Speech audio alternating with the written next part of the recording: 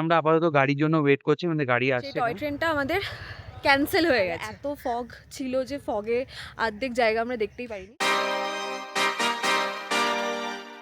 Good morning বন্ধুরা, আজকে হচ্ছে ডে 3 আমাদের ট্রিপের। সাইট সিইং করে আমরা যাব হচ্ছে আবার মেলে। আমরা আপাতত গাড়ির জন্য ওয়েট করছি, মানে গাড়ি আসছে এখানে। ঠিক টাইমে আমাদের গাড়ি চলে আসায় আমরা বেরিয়ে পড়েছিলাম আমাদের আজকের ফার্স্ট লোকেশনের জন্য। পাহাড়ি রাস্তা দিয়ে যেতে যেতে চারিদিকে গ্রিন ভ্যালি, আর প্রতিটা টার্নেই একটা করে নতুন সারপ্রাইজ। এখানকার লোকাল ভাইবটাও খুব সিম্পল আর পিসফুল। এই ঠান্ডা হাওয়া, এই সাইলেন্স, মনটা একদম কাম হয়ে যায়। আজকে আমাদের সাইট সিনের ফার্স্ট ডেস্টিনেশন হচ্ছে রক গার্ডেন। তো আমরা এখন রক গার্ডেনতেই আছি। 20 রুপিস করে টিকিট লাগে পার পার্সন। আমরা 4 জন আছি। তো 20 রুপিস আপনি যতক্ষণ চাইবেন ততক্ষণই থাকতে পারবেন, এরকম কোনো ব্যাপার নেই যে আপনি এখানে একটা টাইম লিমিট আছে। আমরা ফার্স্টে ওপর দিকে নিচের দিকে ছিলাম, তারপরে হেঁটে ওপর দিকে এসেছি। এই জায়গাটা আপনাদেরকে দেখিয়ে দিই ঠিক এরকম। এখানে বসার জায়গা আছে, মাঝখানে এই জায়গাটা এরকম আছে, বেশ এখানে বাচ্চারা খেলছে, সাইডে বসার জায়গা, আর সামনে একটা এরকম ওয়াটারফলটা নিচ থেকেও দেখা যায়, আর হেঁটে হেঁটে ওপরেও ওঠা যায়। পুরো কুয়াশাতে মেঘে ঢাকা। আমরা এখন এখানটাতে দাঁড়িয়ে কিছু ফটো তুলে নিচ্ছি। ফটোশুট হয়ে যাওয়ার পর আমরা ওপরটাতে যাব। ওপরটাতে গিয়ে আবার কিছু ফটো তুলবো, কিছুক্ষণ এখানে থাকবো, অ্যান্ড তারপরে যে ডেস্টিনেশনটা আমরা কোথায় যাব সেটা আপনাদেরকে নিশ্চয়ই জানাবো। দার্জিলিং থেকে একটু নিচে নামতে হয় ঠিকই, কিন্তু বিলিভ মি জায়গাটা একদম ওয়ার্থ ইট। এই যে তোমরা দেখতে পাচ্ছ পুরো পাহাড় কেটে স্টেপ বাই স্টেপ বানানো, আর এই ঝর্ণাটা সিরিয়াসলি এতটাই সুন্দর যে এখানে ফটো তোলার জন্য একদম পারফেক্ট স্পট। কিন্তু একটা ওয়ার্নিং, নামাটা কিন্তু অতটাও ইজি না, কিন্তু ওঠার সময় বুঝবে আসল গেম। ওভারঅল জায়গাটা পিসফুল, রিফ্রেশিং আর পুরো family friendly. So guys, Darjeeling এলে এই জায়গাটা মিস করো না কিন্তু। রক গার্ডেনে একটা সুন্দর মুহূর্ত কাটানোর পর আমরা বেরিয়ে পড়েছিলাম আমাদের পরের লোকেশনের জন্য। আমরা এখন আছি দার্জিলিং স্টেশনে। এখান থেকে আমরা আজকে টয় ট্রেন বুক করেছি। টয় ট্রেনে করে বাতাসিয়া লুপ, তারপরে নানা রকমের আরও সাইট সিন যাব। আমরা ভেবেছিলাম একটু আগের টাইমিংয়ে টয় ট্রেনটা কাটবো টিকিট, বাট এতটাই রাশ যে আমরা পাইনি টিকিট। 1:40-এ আমরা অনলাইনেই কেটে নিয়েছি। পার হেড 1000 টাকা করে আমাদের পড়েছে। তো আমাদের ফার্স্টে আই থিঙ্ক বাতাসিয়া লুপ নিয়ে যাবে, যেটা আমরা অলরেডি কালকে ঘুরেছিলাম, বাট টয় ট্রেনে করে যাওয়ার একটা আলাদা এক্সপিরিয়েন্স থাকে। দেখাবো আপনাদেরকে সবাইকে যে টয় ট্রেনের এক্সপিরিয়েন্সটা কীরকম, কেমন লাগে কি না লাগে। এই স্টেশনটা কিন্তু খুবই ফেমাস, মেনলি এই টয় ট্রেনের জন্য। এই যে দেখছো দার্জিলিং হিমালয়ান রেলওয়ে, এইটা একটা হেরিটেজ, আর এক্সপিরিয়েন্সটা একদম ইউনিক। স্টেশনটা ছোট হলেও পুরো ভাইবটা একদম ভিনটেজ। এখানে দাঁড়িয়ে ট্রেন আসা যাওয়া দেখা সিরিয়াসলি খুব রিল্যাক্সিং, আর ফটো তোলার জন্য তো খুব ভালো স্পট। তাই দার্জিলিং এলে টয় ট্রেন রাইডটা কিন্তু মিস করো না কোনো মতেই। অনেক দিন ধরে টয় ট্রেন রাইডটা আমরা প্ল্যান করেছিলাম, কিন্তু আনফর্চুনেটলি টয় ট্রেনটা ক্যান্সেল হয়ে গেছে। সত্যি বলতে এই রাইডটার জন্য আমরা অনেক এক্সাইটেড ছিলাম, কারণ দার্জিলিংয়ে এসে এক্সপিরিয়েন্সটা না নিলে কিছুটা ইনকমপ্লিট মনে হয়। আমরা 1:40 নাগাদ যেই টয় ট্রেনটা বুক করেছিলাম সাইট সিন করবো বলে, সেই টয় ট্রেনটা আমাদের ক্যান্সেল হয়ে গেছে। আমাদের ডিজেলের টয় ট্রেন ছিল, আমরা স্টিমের টয় ট্রেন বুক করিনি। সো ডিজেলের টয় ট্রেনে কোনো একটা সামথিং প্রবলেম হয়েছিল টেকনিক্যাল, অ্যান্ড আমরা টয় ট্রেনটা চড়তে পারিনি। তো আমরা এখন এসেছি হ্যাপি ভ্যালি টি গার্ডেনে। তোমার কেমন লাগলো আমাদের ট্রেনটা ক্যান্সেল হয়ে যাওয়াতে? দুঃখজনক ঘটনা। মানে সত্যি এতটা আশা করেছিলাম যে একটুখানি টয় ট্রেন চড়বো, কিন্তু মানে হলো না সেটা আমাদের চড়া। দুজনেরই এটা ফার্স্ট টাইম হতো টয় ট্রেন চড়া, কিন্তু আনফর্চুনেটলি সেটাও হলো না। যখন আবার আসতে পারবো দার্জিলিংয়ে তখন নিশ্চয়ই আমরা চড়বো টয় ট্রেন। হতে পারে আমরা অ্যাকচুয়ালি চেষ্টা করেছিলাম সকালের দিকে টয় ট্রেনের টিকিট কাটার, কিন্তু ব্যাড লাক যে আমরা সেই টাইমে টিকিট পাইনি। আমরা পেয়েছিলাম হচ্ছে 1:40-এ।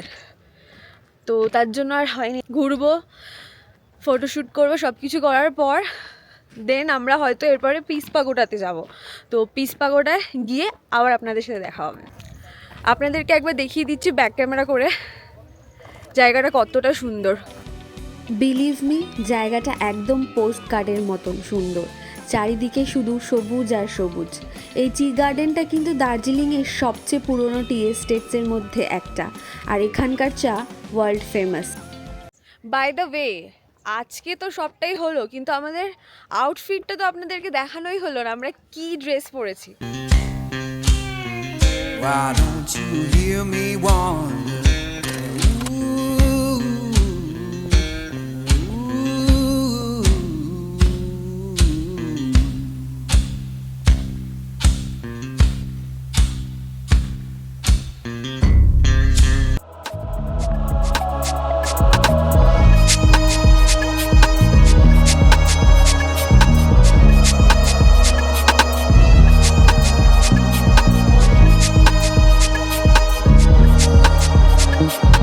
এই গার্ডেনের মধ্যে হাঁটতে হাঁটতে একটা আলাদা পিসফুল ফিলিং আসে।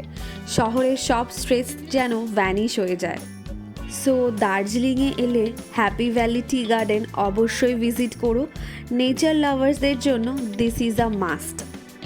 ভিড়ের বাইরে, শহরের কোলাহল থেকে অনেক দূরে, পাহাড়ের বুকে মাঝে লুকিয়ে আছে এক টুকরো রঙিন স্বপ্ন, দার্জিলিংয়ের এই অরেঞ্জ ভ্যালি, যেখানে সবুজের মাঝে ঝুলে থাকে জীবন্ত রঙের ছোঁয়া। No crowd, no noise, just pure peace. Save করে রেখো, নেক্সট দার্জিলিং ট্রিপে এই জায়গাটা মিস করো না। দার্জিলিংয়ের এই জায়গাটার ব্যাপারে 90% ট্যুরিস্ট জানেই না, ঠিক আমরাও জানতাম না। আমরা এখন এসে গেছি দার্জিলিংয়ের খুবই শান্ত আর সুন্দর একটি জায়গা, জাপানিজ পিস পাগোডা। এই জায়গাটা মূলত পিস আর ইউনিটির সিম্বল। এখানে আসলেই একটা আলাদা শান্তি ফিল হয়। এই যে তোমরা দেখতে পাচ্ছ পুরো সাদা রঙের এই পাগোডাটা একদম আই ক্যাচিং। চারপাশে সবুজ পাহাড় আর মাঝে এই সুন্দর স্ট্রাকচার, পারফেক্ট কম্বিনেশন। এখানে লর্ড বুদ্ধার 4টে আলাদা পোজের মূর্তি আছে। প্রতিটা পোজ একটা আলাদা মিনিং ক্যারি করে। পিস পাগোডা দেখার পর আমরা চলে গেছিলাম দার্জিলিং ম্যাল রোডে, যেখান থেকে আমরা আমাদের লাঞ্চ শেষ করে আমরা হোটেলে ফিরে যাই। পরের দিন আমাদের রওনা দেওয়ার ছিল, তাই হঠাৎ করে রাতের দিকে আমার আর শুভ দুজনেরই শরীরটা একটু খারাপ হয়ে যায়। তার জন্য আমরা সেরকমভাবে পরের দিন সকালের কোনো ক্লিপস নিতে পারিনি। এই যে লেপচা জগৎ দেখতে পাচ্ছেন, যেটা আমরা একদমই ভিজিট করতে পারিনি ফগের জন্য। তারপর আমরা চলে গেছিলাম গোপালধারা টি এস্টেটে, যেখানে প্রচুর ক্রাউড ছিল, কিন্তু শরীরটা ভালো ছিল না, শরীরটা খুবই দুর্বল ছিল আমাদের দুজনেরই, তার জন্য সেরকমভাবে ব্লগ করা হয়নি। হ্যালো, আজকে আমাদের লাস্ট ডে, আজকেই আমরা ফিরে যাচ্ছি। সো আমরা যেহেতু দার্জিলিং থেকে মিরিক হয়ে যাচ্ছি এনজিপি, তো এখন আমরা আছি মিরিক লেকে। এখানে একটু সাইট সিনের জন্য এসছি। এখানে দাঁড়িয়ে কিছুক্ষণ ফটোশ্যুট করব, দেন নানা রকম ভিডিওস বানাবো, দেন তারপর আমরা এখান থেকে চলে যাব হচ্ছে ডিরেক্ট এনজিপি। আজকে আমাদের 7:40 নাগাদ, সন্ধ্যে 7:40 নাগাদ দার্জিলিং মেল আছে। সো সেখানেই আমরা ভাবছি যে কোথাও এনজিপি স্টেশনের সামনে কোথাও লাঞ্চ করব, লাঞ্চ করে বিকেলে কিছু খাবার দাবার কিনে নিয়ে চলে যাব। অনেক তাড়াতাড়ি অ্যাকচুয়ালি আমাদের এই ট্রিপটা শেষ হয়ে গেল। আমরা জাস্ট অনলি 3 নাইট 4 ডেজের জন্য এসেছিলাম। ফার্স্টে দাওয়াই পানিতে স্টে করেছিলাম একদিন, দেন তারপরে দার্জিলিংয়ে স্টে করেছিলাম 2 দিন। সো আজকে মিরিক হয়ে যাচ্ছি। সো মিরিকেরই অনেকগুলো স্পট দেখতে পেয়েছি, তার মধ্যে মিরিক লেকটা আর গোপালধারা টি স্টেটটা দেখতে পেয়েছি ভালো করে, নাহলে এত ফগ ছিল যে ফগে অর্ধেক জায়গা আমরা দেখতেই পাইনি। সো ভালোই হয়েছে। হ্যাঁ, ওয়েদারটাও সত্যি খুব ওপরের দিকে খুব খারাপ আছে, মাঝে মাঝে বৃষ্টি হচ্ছে। সো ভালোই গেছে এই 3 নাইট 4 ডেজের ট্রিপটা। এই লেকটা মিরিকের মেন অ্যাট্রাকশন, আর অনেস্টলি জায়গাটা একদম পিসফুল। দেখতেই পাচ্ছ চারিদিকে পাইন গাছ আর মাঝখানে কাম ওয়াটার, পুরোটা একদম পোস্টকার্ড ভাইব। এখানে বোটিংও করা যায়। লেকের মাঝখান থেকে ভিউটা একদম নেক্সট লেভেল।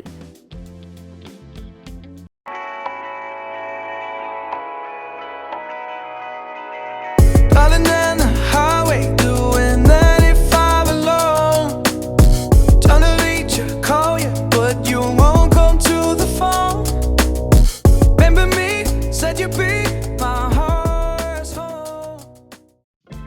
লেকের পাশে ছোট ছোট দোকান আছে, স্ন্যাক্স, লোকাল ফুড সবই পাওয়া যায়। আর চাইলে এখানে আপনারা হর্স রাইডিংও ট্রাই করতে পারেন একটা ফান এক্সপিরিয়েন্সের জন্য। ফ্যামিলি, ফ্রেন্ডস বা পার্টনার সবার জন্যই জায়গাটা খুবই সুন্দর।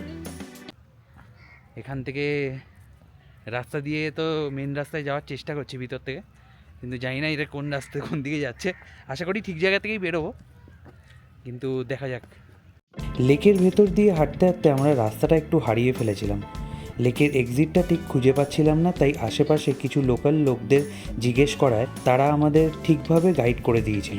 দেন আমরা লেক দিয়ে বেরিয়ে পড়লাম আমাদের এনজেপি স্টেশনের উদ্দেশ্যে। এই ট্রিপটা আমাদের অনেক কিছুর এক্সপিরিয়েন্স দিয়েছে, খারাপ ভালো সব কিছু মিলিয়েই শর্ট একটা ট্রিপ, কিন্তু খুব ভালো ছিল। ভিডিওটা ভালো লাগলে অবশ্যই লাইক, শেয়ার, সাবস্ক্রাইব করতে ভুলো না কিন্তু। দেখা হবে নেক্সট ভিডিওতে। টাটা।